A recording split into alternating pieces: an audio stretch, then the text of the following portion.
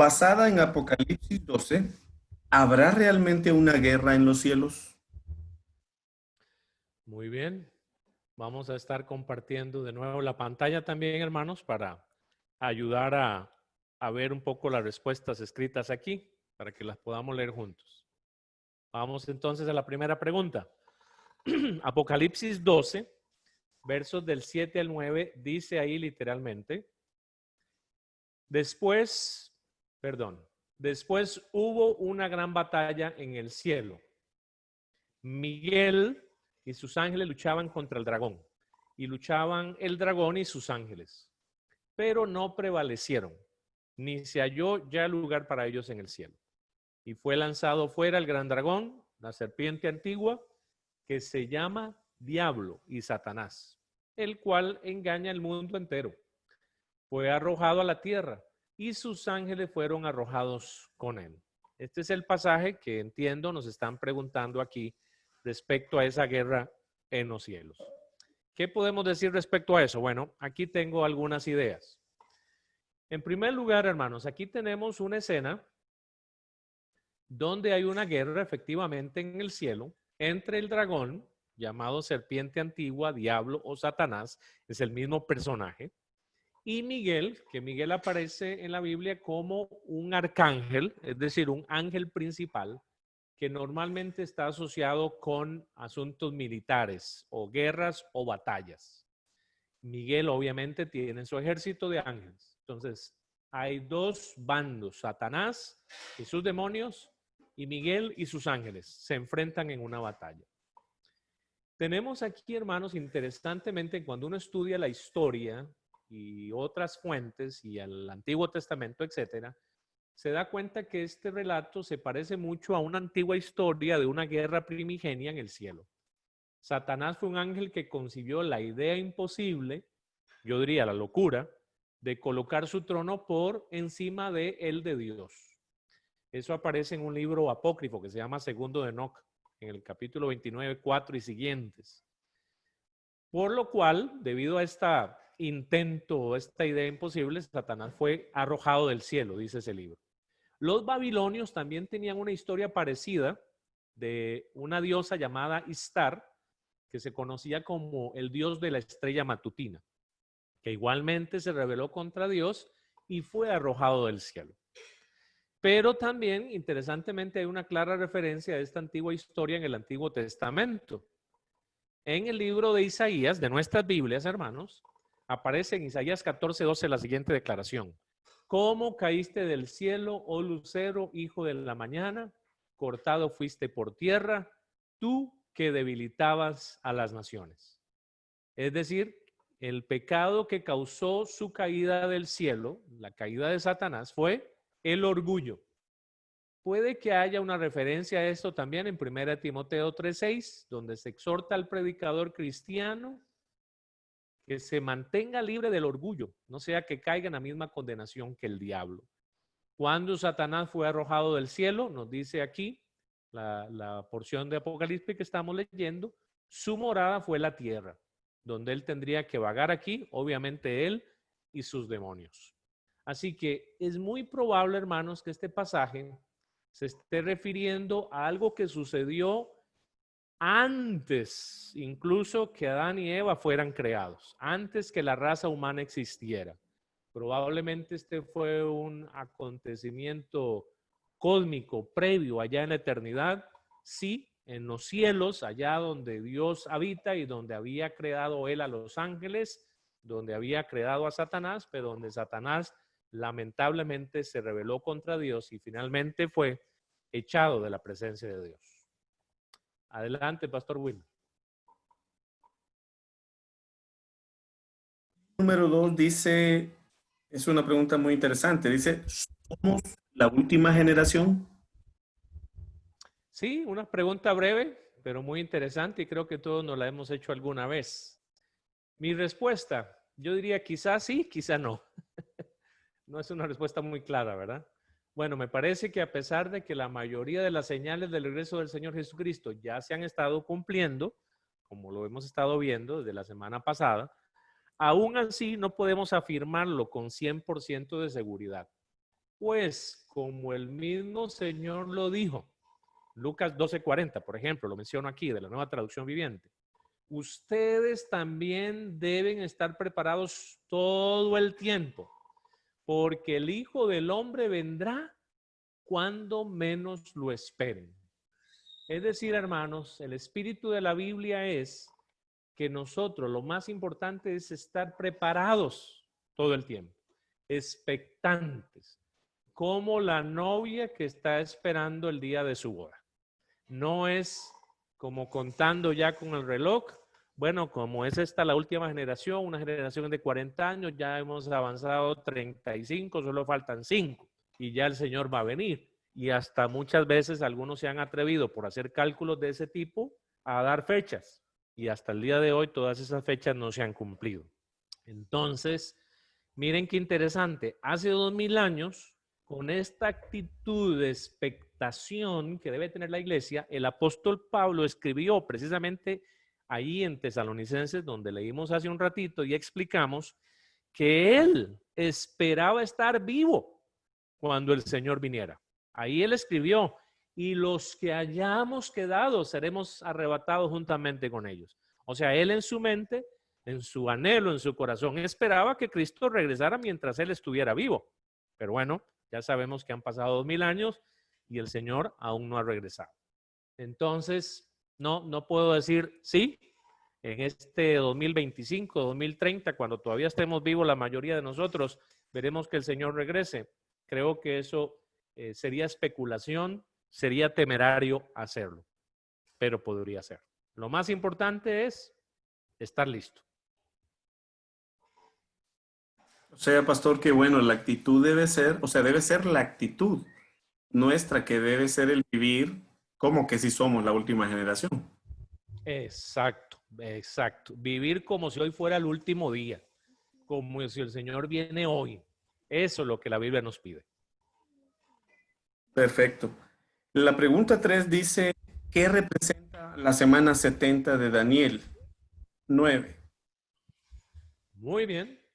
Bueno, este es un temita amplio y voy a necesitar también usar ahí un par de gráficos.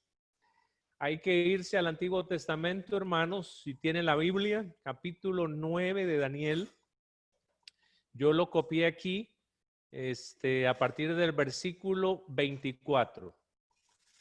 Dice, 70 semanas están determinadas sobre tu pueblo y sobre tu santa ciudad para terminar la prevaricación y poner fin al pecado y expiar la iniquidad, para traer la justicia perdurable y sellar la visión y la profecía y ungir al santo de los santos.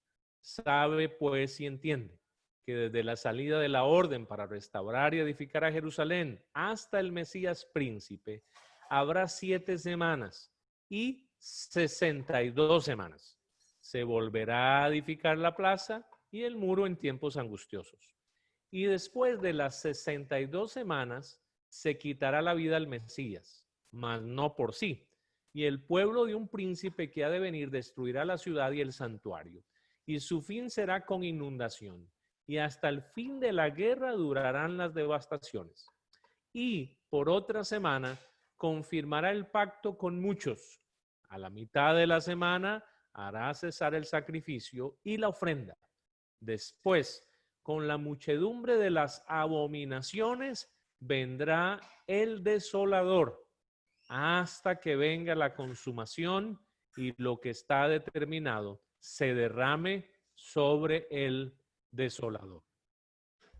Hermanos, este pasaje, al igual que lo que ya vimos de Tesalonicenses y de Apocalipsis 20, también tiene diferentes ópticas para interpretarse.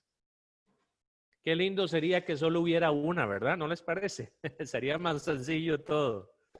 Pero no es así. Y me parece que Dios lo ha permitido que no sea así como para mantenernos a nosotros estudiando la palabra del Señor, como dijo hace un ratito el pastor Wilmer, para no ser perezosos, sino escudriñar. ¿Se acuerdan que el Señor dijo eso?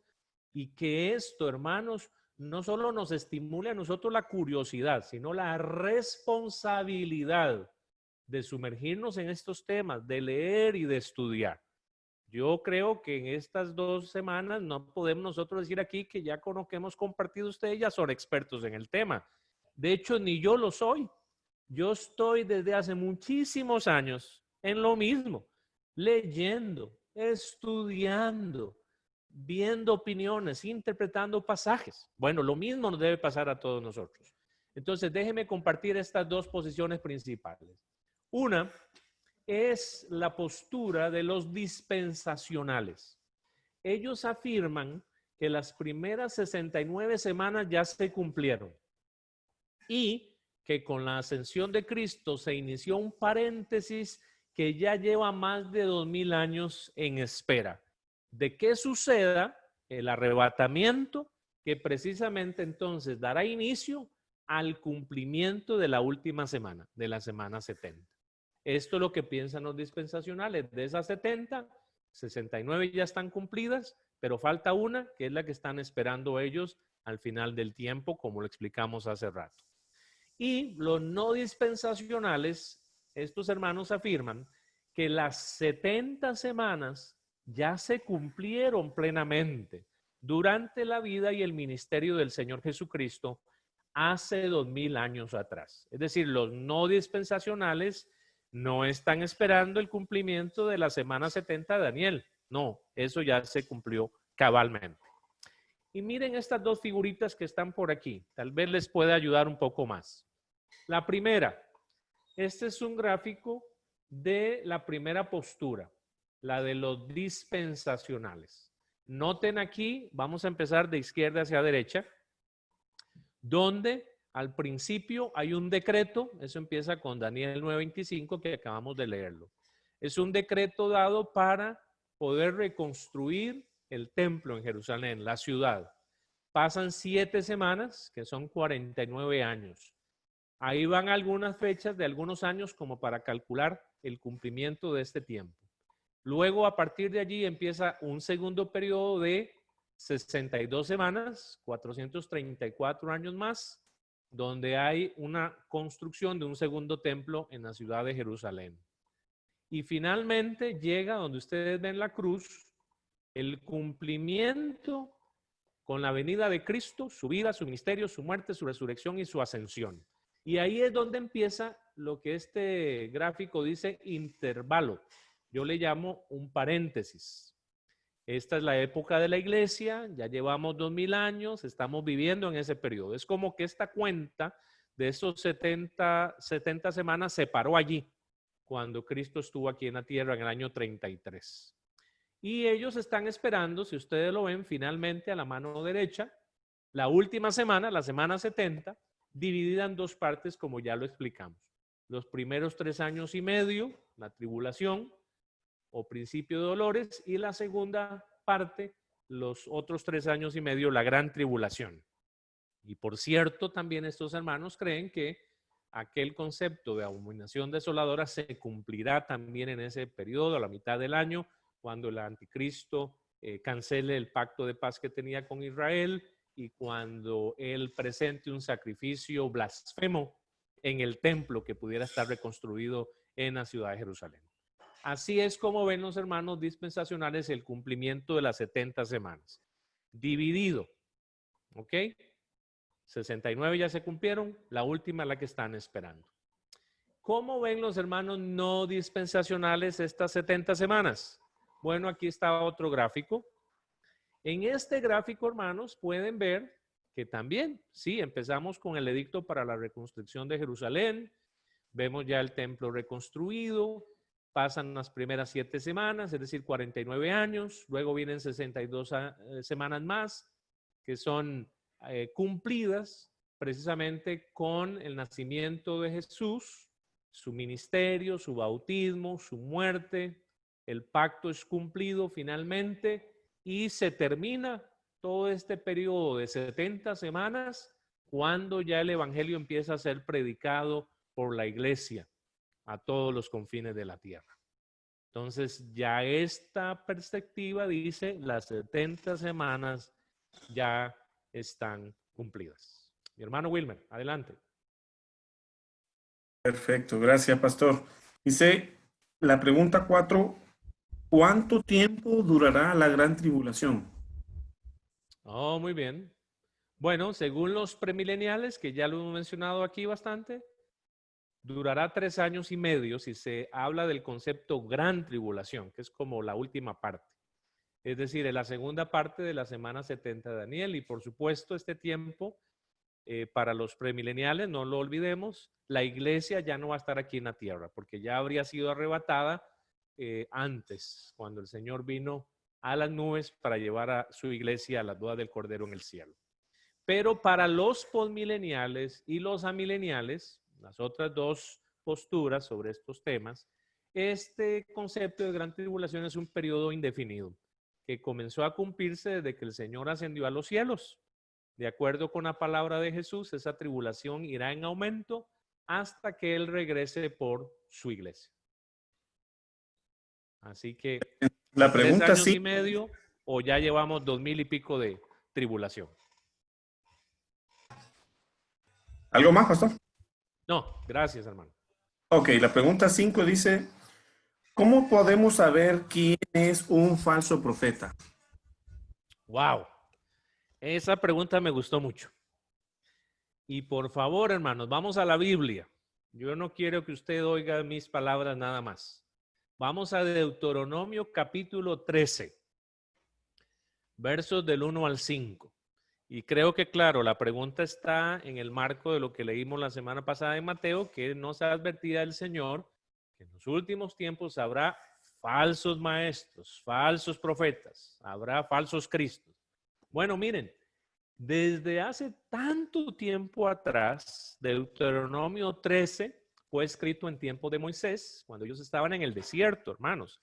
Estamos hablando que este pasaje tiene por lo menos unos 3000, casi 400 años. Mire lo que se dijo en aquel momento. Ya el Señor advirtiendo a su pueblo.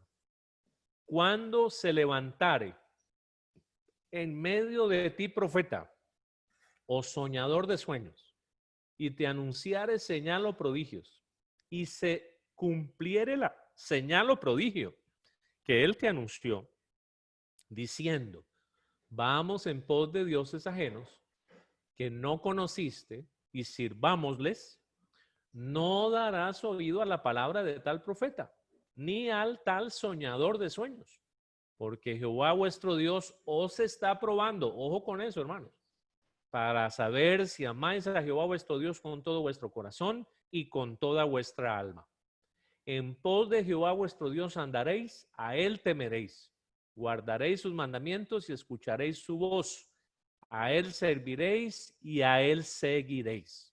Tal profeta o soñador de sueños ha de ser muerto, por cuanto aconsejó rebelión contra Jehová vuestro Dios, que te sacó de tierra de Egipto y te rescató de casa de servidumbre. Y trató de apartarte del camino por el cual Jehová tu Dios te mandó que anduvieses. Y así quitarás el mal de en medio de ti. Un pasaje, hermanos, que hay que estudiar bastante. Muy buen pasaje. Lo dejo ahí de tarea. Lo primero que me llama la atención, hermanos, de este pasaje es que el Señor dice que Él va a permitir que surjan falsos profetas para probar nuestro corazón. Importante eso. Es Dios siendo soberano y Dios teniendo control sobre todas las situaciones. Entonces, no nos asustemos de que esto haya pasado, siga pasando y vaya a pasar. Pero aquí hay algunas señales. He señalado algunas cosas, he marcado algunas cosas, subrayado algunas cosas aquí. Lo primero, dice que estos falsos profetas van a salir de en medio de el pueblo. Vea que dice ahí, cuando se levantare en medio de ti profeta o soñador de sueños. Es decir, que si vamos a usar este pasaje para la iglesia hoy, dentro de la misma iglesia surgirán también los falsos profetas o soñadores de sueños. Y esto es una situación bastante difícil porque, claro, cuando uno oye a alguien que no ha sido creyente hablando cosas raras acerca de Dios, pues es más fácil detectarlo, pero cuando ha sido, entre comillas, uno de los nuestros, ¿cómo darse cuenta? Y aquí les vuelvo a mencionar el mismo personaje triste que mencioné la semana pasada, aquel José Luis de Jesús Miranda, el líder y fundador de Creciendo en Gracia, que a nosotros como iglesia allá en nuestros inicios, años 1990 y 91, nos hizo mucho daño. Había sido un pastor evangélico. De ahí había surgido, pero terminó enseñando, predicando y viviendo aberraciones de la palabra. Número 2, otra cosa que tengo ahí señalada y que me llama mucho la atención. Dice, si se cumpliere la señal o prodigio que él te anunció. O sea, que estos falsos profetas podrían tener poder, claro está, en este caso sería poder diabólico, satánico, incluso para hacer señales y prodigios y engañar a la gente con más facilidad, hermanos. No nos ha de sorprender que, por ejemplo, cuando Moisés se enfrentó al faraón, Faraón tenía sus magos, adivinos y hechiceros. Y esos hombres hicieron también, entre comillas, actos de magia sobrenaturales. Sus varas se convirtieron en culebras, por ejemplo. Miren, y hay otras plagas que ahí también lo menciona la Biblia. Ellos también convirtieron agua en sangre, por ejemplo. Entonces, por eso es que, hermanos, tenemos que estar tan despiertos, tan conectados con la palabra, para entender y poder discernir cuándo verdaderamente esto viene de Dios, del poder sobrenatural de Dios, o cuándo viene realmente de Satanás. Tercera señal. Dice que estos falsos profetas invitan al pueblo diciendo, vamos en pos de dioses ajenos. Aquí es donde el falso profeta empieza a hacerse más evidente. Cuando este falso profeta empieza a distraernos, a llevarnos en otra dirección, hermanos, que no es el Señor Jesucristo, ahí prenda la luz roja de alarma. Y es que normalmente estos falsos profetas, muchos de ellos mismos se presentarán como dioses. José Luis de Jesús Miranda lo dijo. Así se presentó al mundo, que él era Jesucristo, hombre, y enseñaba que todos eran dioses. Entonces, cuando eso empieza a suceder, que la adoración, la alabanza, la exaltación, la honra ya no es para Jesucristo, sino que es para otra persona o es para otra organización u otro Dios, lo que sea que aparezca por allí, ahí, hermanos, usted se dará cuenta que verdaderamente hay un falso profeta presente, porque te está alejando de la verdad, del camino de Dios. Y miren, aquí también más adelante dice, otra señal más, subrayé ahí, trató de apartarte del camino por el cual Jehová tu Dios te mandó que anduvieses. Esto, hermanos, nos habla de la vida de santidad que Dios ha modelado para su pueblo. Recuerden que para el pueblo de Israel Dios estableció estatutos muy específicos de cómo el pueblo de Israel debía comportarse, cómo debía vivir en cada aspecto de su vida. Bueno, lo mismo hace el Señor Jesucristo en el Nuevo Testamento. Cuando nos habla de relaciones sexuales, nos habla de finanzas, nos habla de vida familiar, nos habla del trabajo, etcétera, etcétera, etcétera. Un falso profeta va a proponernos vivir de una manera distinta y nos va a desviar de esa santidad que Dios quiere que usted y yo vivamos, de esa pureza, de esa rectitud que Dios ya ha definido para nosotros. Ahí está, hermanos. ¿Cómo darnos cuenta de quién es un falso profeta? Adelante, Pastor Wilmer. Ok. La pregunta número 6 dice, ¿el fin será cuando el mundo esté en paz? ¿Sí o no? Muy bien, esta es una pregunta también bonita. De acuerdo con todas las posturas que hemos estudiado y sobre todo con las señales dadas por el Señor Jesucristo, la respuesta es que no. No, el mundo va a seguir involucrándose cada vez más en guerras, hasta que finalmente decidan acabar por completo con el pueblo de Dios, la iglesia, porque no olvidemos que Jesucristo dijo que el diablo vino para robar, matar y destruir, y principalmente es robar, matar y destruir a la iglesia, al pueblo de Cristo, y lo ha estado haciendo. Intentó hacerlo con Jesús. Entonces, cuando las cosas se pongan cada vez peores, el Señor regresará por sus redimidos. Pero no creo que sea un tiempo de paz.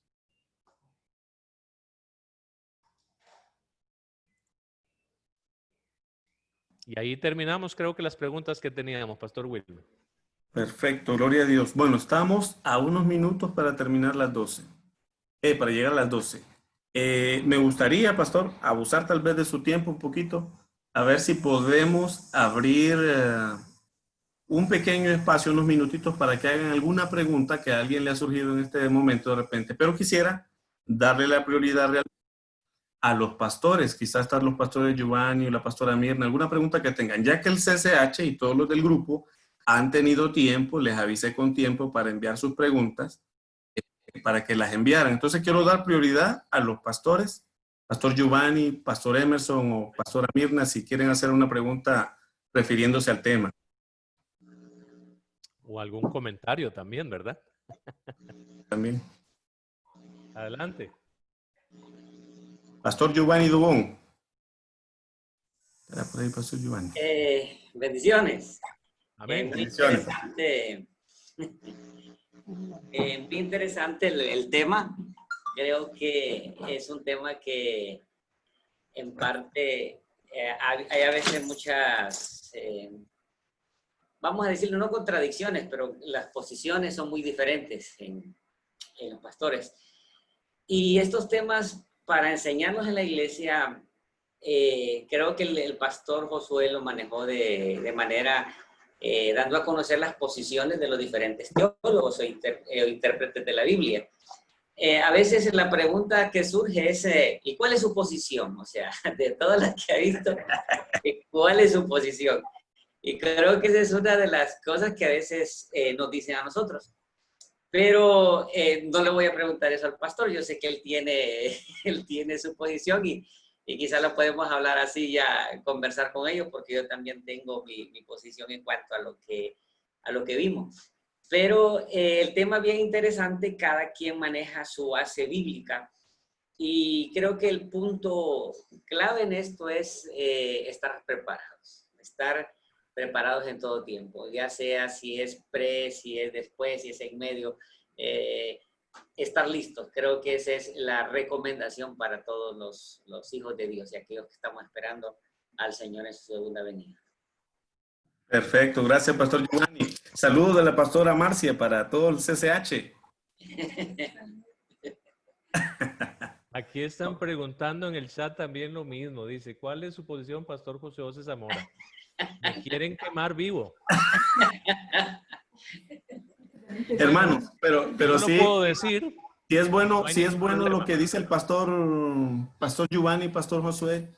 Realmente la palabra y todo lo que se estudia en estos temas, sobre todo también estos temas, bueno, y hay otros temas que son también de doble posición, ¿verdad? La salvación y varios Claro. otros temas más, pero que no, el pastor Josué se ha limitado él, porque él lo ha querido hacer así, a no hacer sentir una posición rígida en la iglesia o a través de su exposición, por lo mismo, para que cada quien se vuelva estudioso y cree su criterio, lo analice.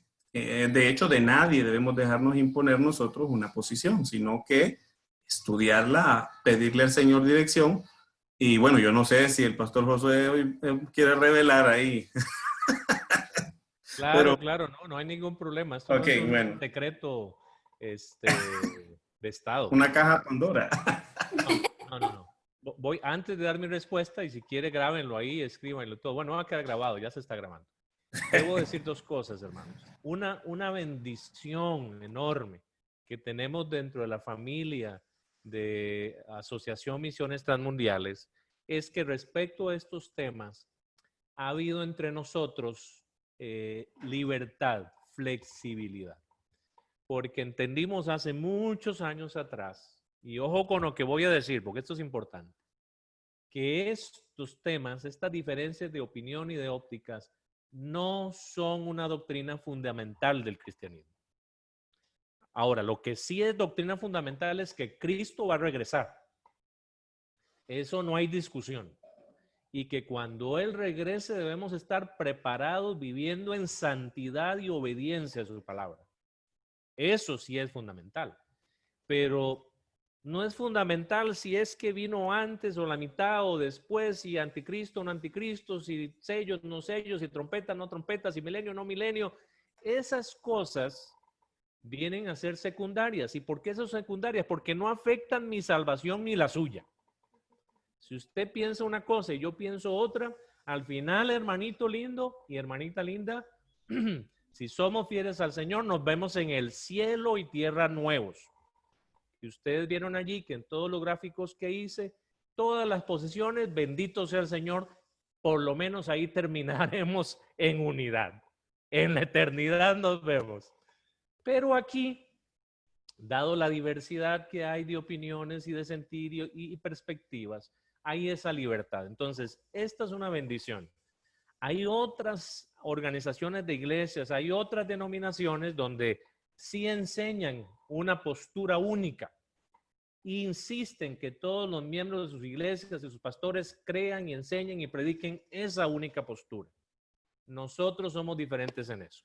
Y yo doy gloria a Dios porque me parece que eso es madurez, donde podemos respetar nuestro concepto, nuestra opinión, podemos estudiar estos temas sin pelearnos, sin dividirnos, sin señalarnos de herejía, no, sino más bien juntos crecer en el conocimiento de la palabra del Señor.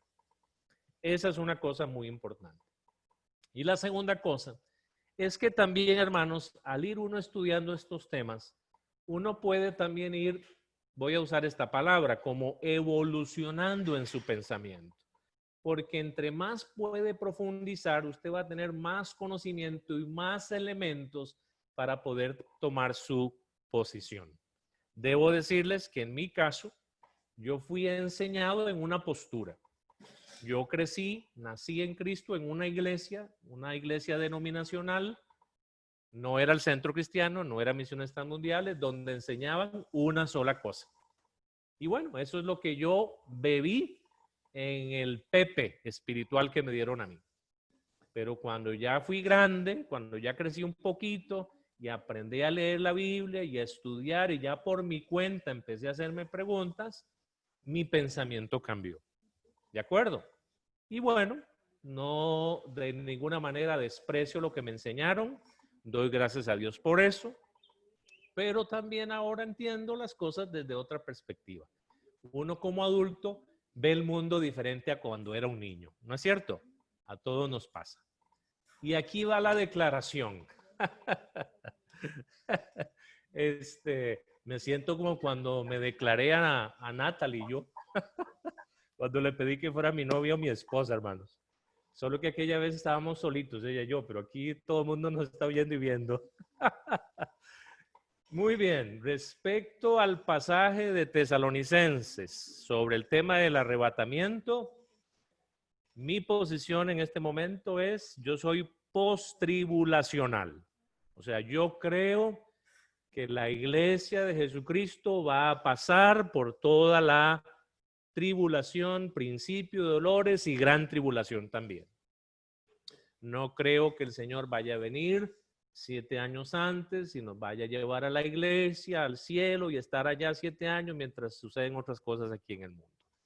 Yo pienso que el Señor vendrá y será una sola vez donde sucederán todas las cosas. Número 2, respecto al milenio, que fue el pasaje de Apocalipsis que estudiamos. Mi postura en este momento, yo soy amilenial. O sea, para mí el milenio es algo simbólico. No se refiere a un periodo literal de 1000 años. Hay razones para decirlo, hermano, no hay tiempo aquí, pero hay fundamento para eso. Y finalmente, con respecto a lo de las 70 semanas de Daniel, mi posición en este momento, yo soy no dispensacional. Es decir, para mí ya las 70 semanas de Daniel fueron cumplidas cabalmente con el ministerio y la obra del Señor Jesucristo.